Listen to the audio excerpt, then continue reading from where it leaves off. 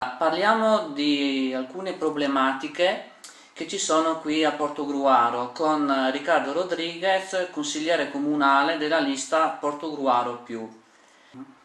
Hai accennato prima alla questione dei parcheggi. Allora non so se tu hai avuto modo di vedere, in Piazza Castello, da quando sono iniziati i lavori di rifacimento dell'Easton, è stata occupata una zona dei parcheggi, penso una quindicina. Perché? Perché è stata adibita a discarica provvisoria del materiale di risulta dell'Easton.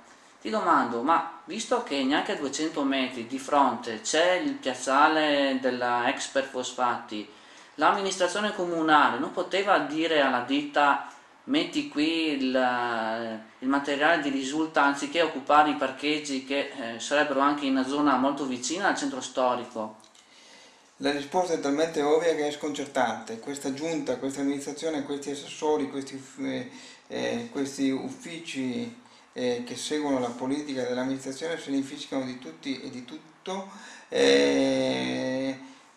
facendo addirittura in modo che le cose più logiche, come tu hai appena esposto, diventino le più difficili, le più impossibili. Quindi è un'amministrazione che anche su queste cose, che sono piccole ma importanti cose, perché sottrarre 15 posti auto in questo momento a Portogruaro in centro sono tanti, è assolutamente assurda e non risponde a nessuna logica di intelligenza amministrativa.